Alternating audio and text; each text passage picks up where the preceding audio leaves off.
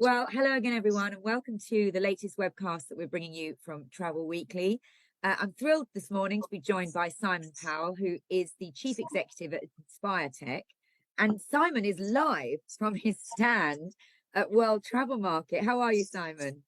Hi, Lucy. Hi. Yeah, thanks very much. I'm very well, thank you. And yeah, it's Wednesday here at World Travel Market, so not as busy as the last 2 days, but we've had a very good show, and it's actually nice to see a bit of carpet around us, because the first 2 days here at World Travel Market absolutely heaving, and for those who've been will know exactly what I'm talking about. Yeah, absolutely. Well, and of course, that's what you wanted, because you've got lots to talk to these people about, and you had an event as well to launch a new product. And that's why I wanted to talk to you, because in your words, Simon, you've talked about this new agency management tool being game changing, groundbreaking, cutting edge, and that excites us. So talk to us about what it is, this new tool that you're launching, but crucially, why it is going to do all those things, those game-changing things, why it's going to help the retail travel industry.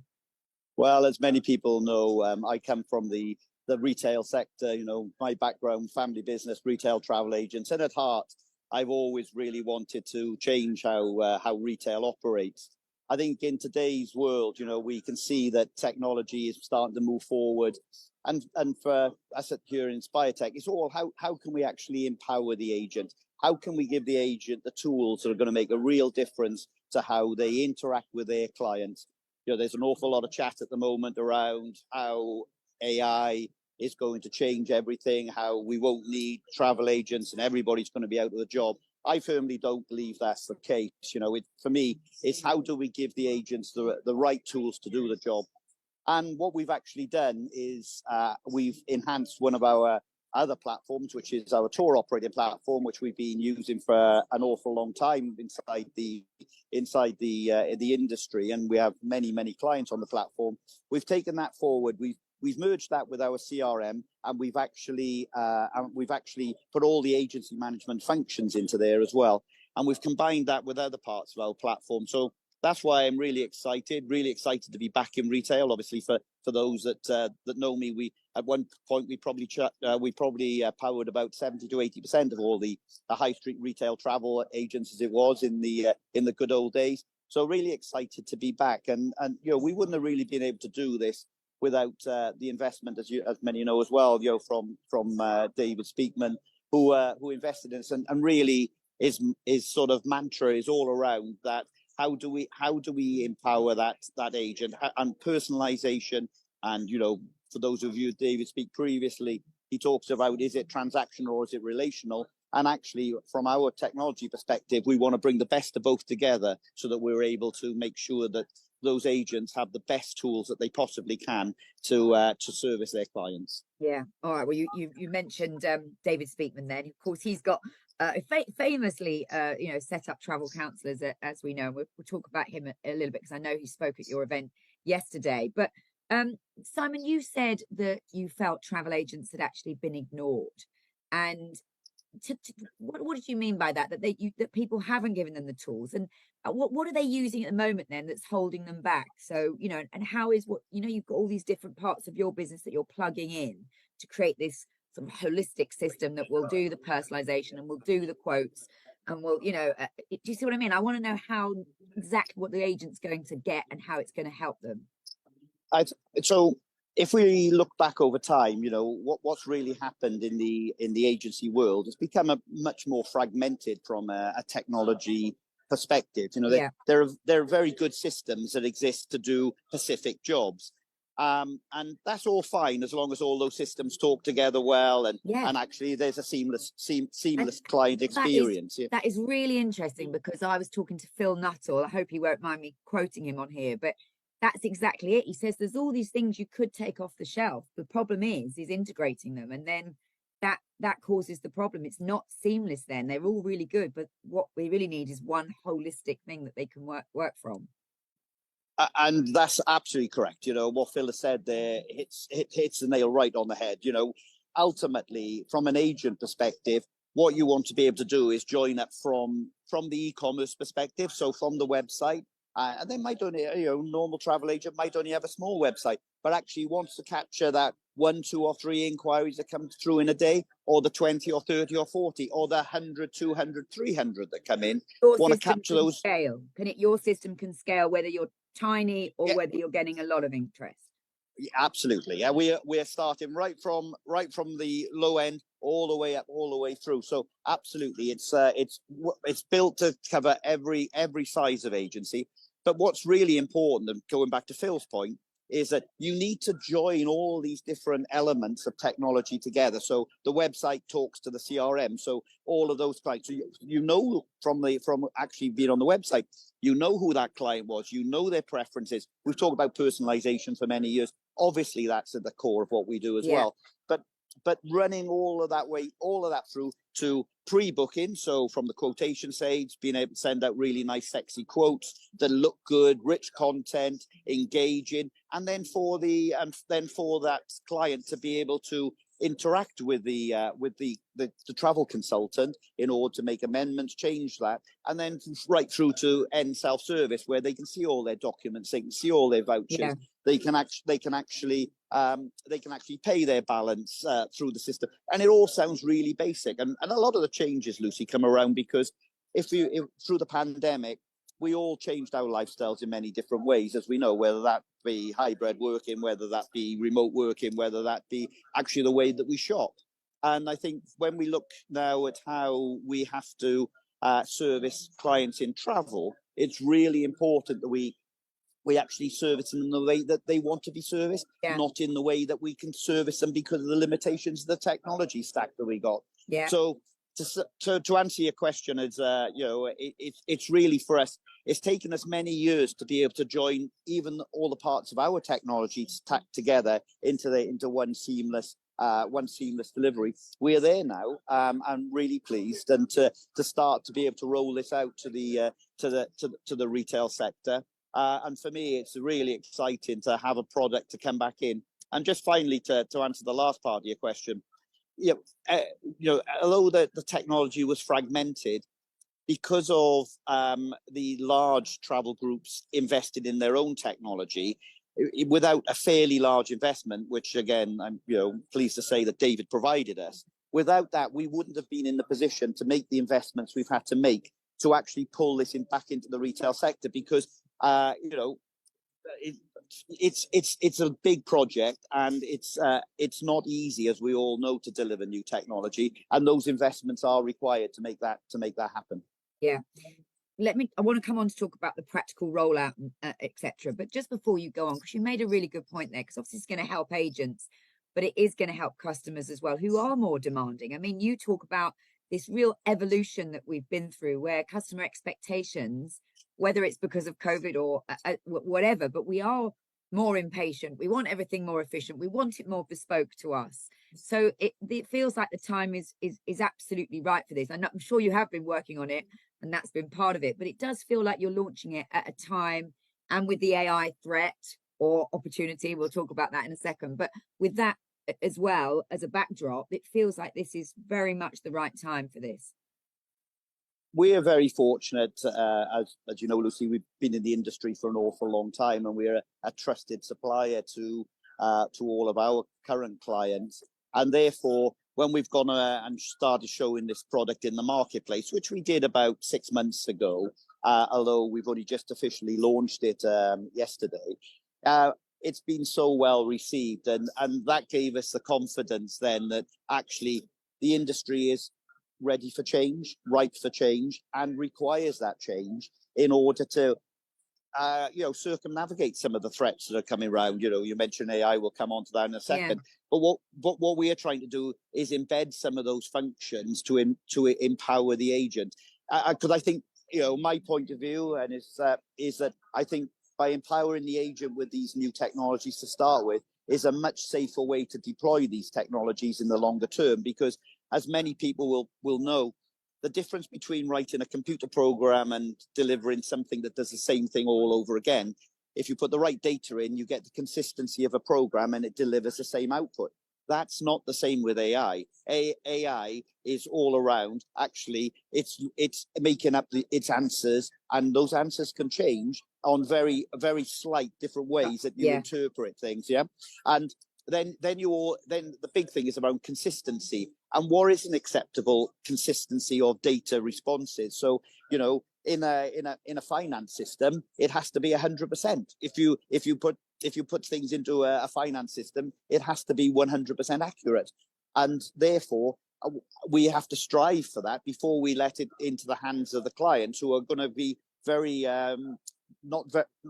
very unhappy if the results that they get aren't accurate, aren't right, are incorrect. Oh, well, if you give them wrong information, lose faith completely. Yeah, absolutely. So very interesting then, Simon, that you said you've done a bit of a pilot, or you've shown this around, and it feels like there's an appetite for change. But practically, what would stop people taking this on? I mean, obviously there's a cost involved, clearly, but is it because it's quite an effort to come out of one system when you're used to it, and it's what your team and your staff are used to, and then to put in another? I mean, how seamless is it if you say, right, I'm going to switch off that and I'm going to go with this one that does everything? I know I'm asking a really layman's question, but that would worry people, I guess, if they've got to come off one thing and retrain and learn something else. So when anybody changes system, Lucy, it is always a challenge, obviously, and all of those points you just made there are all totally factual and accurate, and is always a bit of a challenge. What we're trying to do is make that challenge as easy as possible. So we have all sorts of aids to make that transition the very best that we can. And with some clients, we're actually migrating them to part of our system, which is all around the CRM, customer integration, where I was chatting around with the self-service and actually the web integration. So a lot of the things we're doing is bringing them across in stages. Obviously, we want them ultimately to be on our agent platform, and to us to be the agency management system, as well as the CRM, which is controlling the client. And the big way that I see the difference there is CRM is all around that lifetime client, all around the client, from what's their average spend, when do they go away with us, have they booked or not this year. Whereas the agency management system is pretty transactional. It's all around that last holiday they booked. It's all so we look at how we can make. But you know, I think we have won a very large client. We are in the rollout stage of that client at the moment, and you know, and again, there we've actually put it in. First of all, we put the CRM in to actually get the users and the end users happy with that, and then at the first quarter of next year, the agency management system agent goes in, and then we'll be able to move forward. Okay, so there is a possibility to do it in a phased approach, which might not be quite so daunting. And as you say, we've got to embrace change. Can you tell us who the client is that you've signed? Yes, that's the co-op. So that's Mid-Counties Co-op. Great. Okay, so starting with quite a big one then, but you'd be happy to hear from small or anyone, I guess, really, who is interested in upgrading their system. We're in the market. We're very much looking to talk to anybody that's interested, and we will help them through the process. You know, we have a really good training academy that's online as well, so we can actually get the training out there in a very effective manner. But we think because of the way that this new technology has been developed, the UI is very intuitive. We're not trying to make this hard. We've done things like downloading of the bookings, because if we look, and I was chatting to some travel agents yesterday, actually, in many ways, you know, view data, as we all know, it was a really bad selling tool, but a really good order entry tool. And we were able to actually automate some of the back office there by downloading the view data into the back office agency management system. But when now we've gone and moved all the way to the B2B portals, there was very little downloading of information that was coming from those portals. So we addressed that to start with. So across the main operators, including Gold Medal, Jet2 Holidays, EasyJet Holiday, TUI, we've actually got those automated downloads coming back into the agency management system. And again, that's for ease, and that's to stop the rekeying, that's to stop the data entry issues. Yeah. But another big point is, you know, from an agent perspective, you only want to key data into one place, and that's why a lot of our work has been done in actually making that seamless transition of data across the sectors and across the different platforms, so that we actually only there's only one interaction that the travel agent needs to keep that data flowing. So much less labor intensive. You listed some of those tour operator suppliers that you've already sort of got their downloads. So are you going to be continually getting more and more suppliers on board? Absolutely, that's just the first couple of that are there. Well, you've gone for the big ones. You've started with the volume. I think that's probably a sensible idea. But I guess some people will want more niche and different types of operators. So it will be able to sort of pan across all of those different sort of sectors, will it? Absolutely, yes, yeah, and we're just starting on the cruise downloads now. So from in the cruise sector, so we again in our platform you can search cruise, you can look at the itineraries, but at this point in time you have to go off to the different cruise line portals in order to make those bookings. But actually, just bringing that cruise download or that cruise P&R grab, as we call it, back into the agency management system. Again, that can bring the commission across. It can be the cabin type. It can bring the dining options. All of those sorts of things. Yeah, well, that's interesting, isn't it? Because you think that the suppliers, whether it's cruise, or whatever, really want the agent to go into their system so they can then show them all the cabin options or the upgrades or the balcony room or so you're saying that you can have it all in one place, but you can still do all those extras and extra to enhance the sale so the agent can earn more. Yeah, absolutely. So as you know, all the travel types, including cruise and luxury, they want you to use the B2B portal because ultimately they're in control of that. They can put any ancillaries through that they want, and they can make it as specific as they want for the agent.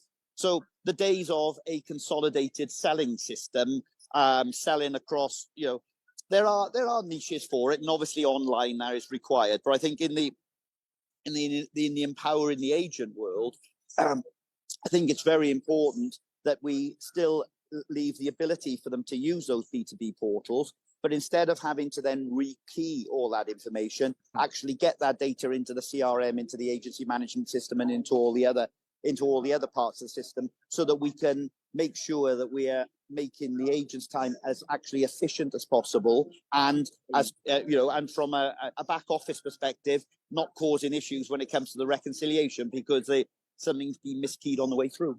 Yeah, brilliant. Well, I mean, that will be music to everyone's ears, I'm sure. We mentioned AI a couple of times, and Simon, I've seen you more lately than for a long time because you keep appearing on panels discussing AI. It's the buzzword. People are interested in it. They're probably nervous of it. They're probably excited by it. I mean, it is a bit of an interesting subject at the moment. We brought you on a panel at our Future Travel Conference. I thought you were fantastic because you were talking about how it would enhance agents, actually, which is music to my readers' ears. But not everyone will have seen you there. Like, just your view in a bit more detail. Should agents be thinking of this as an opportunity rather than a threat? Absolutely, Lucy. What's changed if we think about this in the real world? What's really changed in the last 18 months with Chat GPT coming along, and it's really just opened it up for everybody to play with it. Yeah, so I have, and we all have. We've all had a go. We all have, exactly, and we all should have a go, by the way, and we should all keep having a go. And I think there's a couple of real life cases where we've used it and we use it in our business. So a simple way is in our Canvas product, which is all around producing quotations pre-sale. We've got a little couple of widgets in there that go off and call Chat to find other information. For example, if we know the destination, we can go and call which are the best restaurants in the locality, the best attractions, and let Chat go off and bring that information back. But that's all there then to be edited, to be checked by actually the agent, so they can decide by a human and decide if they want to include that in the document or not. And those lists of widgets are just growing and growing because ultimately it's not hard to do. That's from a technical perspective, is a very simple thing to do, but very effective when the client actually gets some personalized information that looks like it's taken ages to put together, but in the real world hasn't taken very long at all because you've used OpenAI or you've used an equivalent. But so that's one example. Content creation for websites, as we probably all know, you can tell these systems to generate content on a destination. You can actually ask it to change the tone of voice on that content. You can actually tell it to actually shorten the sentence length to only average at 10. And then you can automate that. So you could give it a list of places that you want to create new content for your website. You've got to be very careful. We've created a little tool to do that for one of the small cruise businesses I'm involved in. And you've got to be very careful. You don't be seen as a content farm because you're creating content too quickly, because the technology enables you to do that now. But obviously the search engines like Google don't like you creating too much content too quickly, because they think you're a content farm at that point. And that's not a good thing from an SEO ranking perspective. No, you want unique content in any case. So absolutely, So so in the old days, you would have gone to a content writer and said, please write me 50, 100, 150, 500 pages of content, because you want it to be unique. But you just wouldn't do that today. As a starting point, you just ask chat or one of the robots that exist to go off and write that for you. You're starting to worry me that I might not have a job, Simon. No, Lucy, there's never a chance of that. We know that. That's never going to happen. But I think a lot of the background tasks, on the panel, it was, Ian said, I've created a number of these questions by asking chat what questions to ask, and that's absolutely, because actually putting that human touch on top, if it can take 80, 50, 70% of the workload that sits behind creating different content, wherever it may be, and then you can spend the time actually making that personal. You can actually make that and put then the creative flair around that. That's got to be a better use of time, hasn't it, than starting from the beginning? Yeah, that's what this is all about. This whole conversation ultimately, isn't it? It's about better use of time so that agents can spend more time on that relationship. As you said, it goes hand in hand with the transaction, and your technology is going to help them free up some time to do the bit that they're really good at, which is the selling and the relationship building and getting it right for their customers. So look, back to agent, Simon. You mentioned at the start of this chat that at one point you had 70 or 80% of the retailers in the country were using your system. Is that the aim? Is that realistic? Is that what you want to get to with this new management tool you've created? We'd love to, Lucy, yeah, and it is one of our aims. I think that we're in a very unique position in the market because we've integrated all these various different touch points that the agent will have with the client all together. So from our perspective, we are very sure that we are unique, and getting back to 70, 80% of the agency market would be a fantastic achievement for us. And we really think it's a possibility. So we're out there, and we'd love to talk to anybody who's interested. All right. Well, listen, Simon, well done for bringing it out, doing 3 days at WTM with all those people, and it's a busy place. But I know you had some great attendance at your launch event, and you had David there as well. I'm sure he said something controversial, didn't he? He was very good, to be honest, Lucy. He only said one or two very controversial things, which was very, very, very good for David, as we know. But no, it was fantastic, and nice for him to be back involved as well in something positive to help agents, because I know that's what he's passionate about. He came back to the stand after the event with Maureen yesterday, and was around for about 2 hours. And to see David interacting with our clients and potential clients, it was actually lovely, because he's done a lot for our industry, as we know, and I think it's amazing, and it was lovely to see him back in the industry that he loves with a real passion. All right. Well, I wish you and David and the whole team there well. Will you come back on and tell us, I guess, how it goes, how the rollout goes, and how people are using it? It would be really interesting. Maybe we could get a demo at some point. Absolutely. Would love to at any time, Lucy. Yeah, right, would love to. Thanks very much. Thank you very much as well, Lucy. Bye-bye.